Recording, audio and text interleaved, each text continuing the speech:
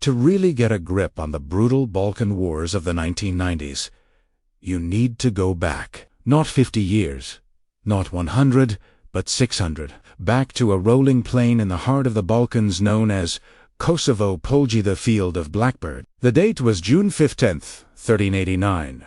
On the old Julian calendar, on that day, two armies met in a collision that would not only decide the fate of a kingdom, but would echo through the centuries, providing the justification for conflicts its combatants could never have imagined. This is the story of the Battle of Kosovo, an epic confrontation that left both of its leaders dead on the field and set in motion a chain of events so powerful they still shape our world today. The late 14th century was a time of seismic change in southeastern Europe. The old powers were fading. The once mighty Byzantine Empire was just a shadow of its former self, a crumbling bastion encircled by a new and formidable force rising from the east, the Ottoman Turks. Led by the ambitious and battle-hardened Sultan Murad I, the Ottomans had exploded out of Anatolia. They weren't just raiders, they were conquerors. And they saw Europe as their destiny. The Balkans, a fractured mosaic of rival kingdoms, was ripe for the picking. The turning point had come nearly 2 decades earlier, at the Battle of Maritsa in 1371.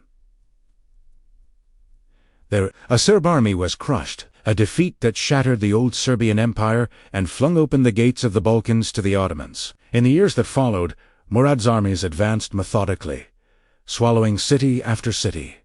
Suras in 1383, Sofia in 1385, and the strategic prize of Niš in 1386. The Ottoman tide seemed unstoppable. Standing against this tide was one man, Prince Lazar Hrbelić. Lazar was the most powerful of the Serbian lords, a ruler desperately trying to stitch together a unified Serbian state from the fragments of the past. He watched Murad's relentless advance with growing dread, knowing that to face the Ottomans alone was suicide. His only hope was to unite the Christian forces of the region's Serbs, Bosnians, and others to a single coalition, a last shield against the invasion. In the summer of 1389, Sultan Murad, aware of Lazar's efforts and determined to crush this resistance once and for all, marched his massive army into the heart of Serbia. Their destination was Kosovo Polji. A confrontation was now inevitable. As the sun rose on June 15th, it illuminated two massive armies.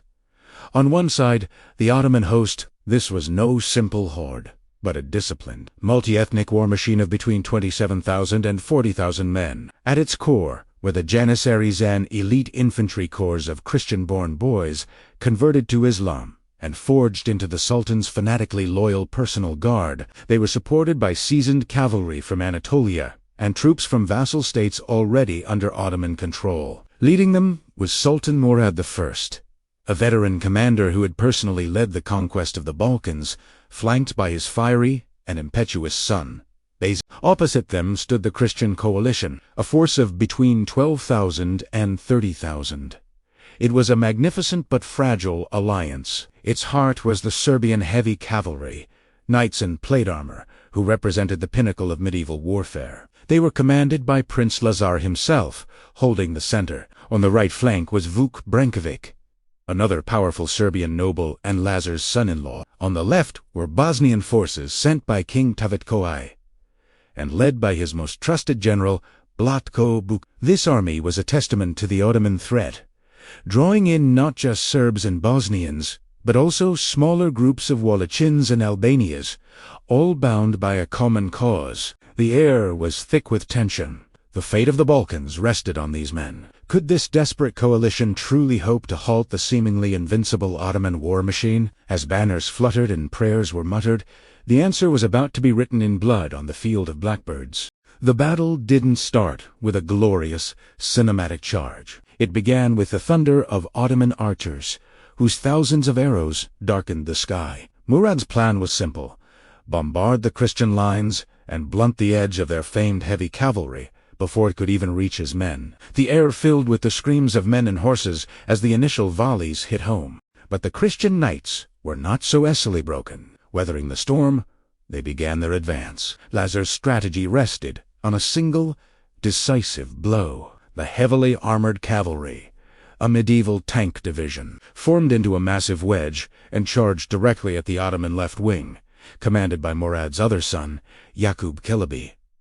The impact was cataclysmic. The sheer weight of the Serbian knights smashed through the Ottoman front line. The Ottoman left buckled, then broke, fleeing in disarray. For a moment, it looked like a miracle was at hand. The initial advantage was decisively with Lazar's army. But battles are fluid, chaotic things. As the Christian cavalry pushed its advantage on the left, it was less successful against the center and the right, and it was on the right wing, commanded by Murad's other son Bayezid, where the battle's course would be altered forever. Watching his brother's forces collapse, Bayezid didn't panic. He held his position, then unleashed a devastating counterattack with a ferocity that would earn him the nickname Yildirim. Bayezid's forces crashed into the side of the overextended Christian army. The infantry, who had followed the cavalry charge, were caught completely off guard and routed. The momentum of the battle shifted in a heartbeat, and Bayezid's thunderous charge turned the tide.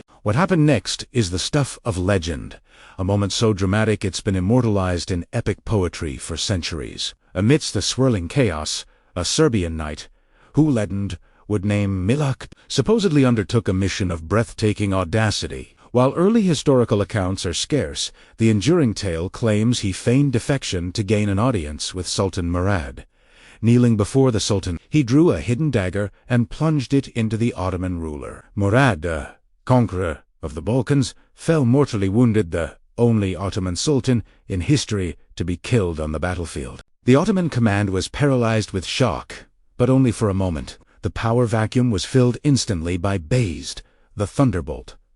His reaction was swift and utterly ruthless. First, to secure his own succession and eliminate any rival, he had his own brother, Yakub, summoned and executed on the spot. With the Sultanate now his, he turned his full fury back to the battle. In the confusion following Murad's assassination and Bayezid's savage counterattack, the Christian army began to collapse. Prince Lazar, fighting valiantly at the heart of his crumbling forces, was overwhelmed and captured. He was dragged before the new Sultan, Bayezid. There, over the still warm body of Bayezid's murdered father, Lazar and his captured nobles were executed. In a few brutal hours, both commanders lay dead. The field also birthed its most enduring controversy. The actions of Vukbreg. Serbian myth would brand him a traitor who intentionally withdrew his forces. Historical sources, however, are unclear. It's more likely he simply retreated when the battle was hopelessly lost. But in the story told for the next 600 years, Brankovic became the Judas to Lazar's Christ. The battle was over. The field was littered with the dead of both armies. But the story of Kosovo was just beginning. The deaths of a prince and a sultan would plant the seeds for centuries of conflict, myth-making, and national identity. As we explore that incredible legacy, we want to thank our sponsor for making this exploration of history possible. In the immediate aftermath, the result of the battle was surprisingly ambiguous. Both armies had been decimated, with such catastrophic losses that the survivors retreated from the field. In fact, the first reports to reach Europe were of a Christian victory. Based on the stunning news that the Ottoman Sultan had been killed, the Bosnian king Tavetko I even wrote to Florence, announcing he had defeated the invaders. But this was a tactical illusion. Strategically, the battle was a disaster for the Serbs. Serbia had gambled its entire nobility and fighting strength on this one battle. Its losses were irreplaceable. The Ottomans, by contrast, had vast reserves of manpower in Anatolia to call upon. Bayezid I wasted no time capitalizing on this grim reality. After securing his throne, he turned his attention back to the now defenseless Serbian lands. Prince Lazar's widow, Princess Milica, was left to rule a shattered kingdom. Facing the threat of a Hungarian invasion from the north, and with no army left, she was forced into a terrible choice. By 1390, she had to accept Ottoman vassalage, making Serbia a client state of the very empire that had killed her husband. She was even forced to give her daughter Olivera in marriage to Sultan Bayezid. Serbian independence was effectively extinguished, a process finalized when the fortress of Smederevo fell in 1459. The defeat also further isolated the dying Byzantine Empire, contributing to Constantinople's eventual fall in 1453. So, how does a catastrophic military defeat become the foundational story of a nation's identity. This is the most extraordinary legacy of Kosovo. In the centuries of Ottoman rule that followed, the story of the battle wasn't forgotten, it was transformed. Passed down through epic poetry and folk songs, the historical event evolved into the Kosovo myth. This was no longer a story of defeat, but of noble sacrifice. It was recast as a moral and spiritual choice. According to the legend that developed over time, an angel appeared to Prince Lazar on the eve of battle and offered him a choice: an earthly kingdom, meaning victory, or a heavenly kingdom, meaning defeat and martyrdom, that would secure the soul of his people. Lazar chose the heavenly kingdom. In this telling, he becomes a Christ-like figure, willingly sacrificing himself for his faith and nation. Mila Kobilic is his heroic apostle, and Vuk Brankovic is the traitorous Judas. The Serbs became a heavenly people who had made a covenant with God through their prince's sacrifice. This powerful myth sustained a sense of identity and resistance through centuries of foreign rule. When Serbia began to fight for its independence in the 19th century, the myth was reborn as a central pillar of modern Serbian nationalism, a rallying cry for the restoration of a lost golden age. The battle was no longer just history. It was a sacred promise of eventual redemption and revenge. But the Serbian narrative, as powerful as it is, isn't the only one. For the Ottomans, the battle was a significant victory on their path of expansion, celebrated as a triumph despite the shocking death of the Sultan. And other Balkan peoples have their own claims to the battle's legacy. Albanian historical narratives and epic songs also speak of their ancestors fighting on the field. They portray the battle not as an exclusively Serbian affair, but as a broader Christian coalition where different peoples, including Albanians, fought to defend their homes from an outside invader. From this perspective, the Serbian claim to Kosovo as their exclusive spiritual heartland is a form of historical erasure, one that ignores a shared struggle and the long history of Albanians in the region. The battlefield itself, Kosovo Polji, became something more than a place. It evolved into contested ground, a sacred site with radically different meanings. For one group, it is a symbol of national martyrdom. For another, it's a reminder of a shared resistance and a rejection of a neighbor's exclusive claim to their land. This is how the Field of Blackbirds became a field of explosive, competing histories. The Kosovo myth was never just a story about the past. It has always been a force shaping the present. Its power echoed through the 19th century revolts against Ottoman rule and was woven into the ideology of the Yugoslav state. But its most tragic resurgence came at the end of the Cold War. In 1989, on the 600th anniversary of the battle, Slobodan Milo Ivi, then president of Serbia, traveled to Gazemstan, the monument on the battle site. In front of a massive crowd of Serbs, he delivered a speech that weaponized the myth for a modern age. He invoked the spirit of 1389, speaking of new battles and stoking the flames of nationalism. In this narrative, the Albanians who formed the majority population in Kosovo were cast as the new Turks usurpers on sacred Serbian soil. The myth of heroic sacrifice, righteous victimhood, and ancient betrayal was perfectly suited to the nationalist politics of the 1990s.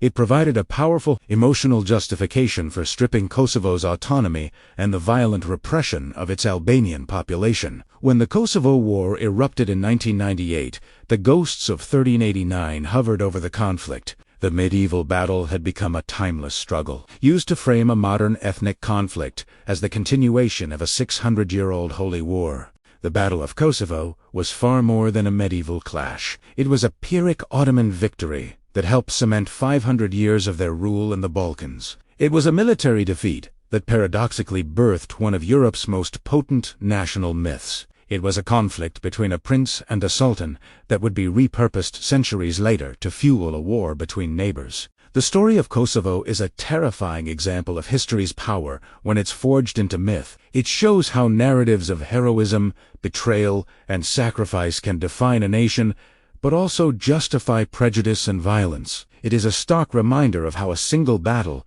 fought over 600 years ago on a field of blackbirds, can cast a shadow so long and so dark that it continues to shape the world we live in today. If you found this exploration of history's long shadow compelling, Please consider subscribing and hitting that like button. It helps us create more content like this one. What other battles do you think have had such a long-lasting and complicated legacy? Let us know in the comments below. Thanks for watching.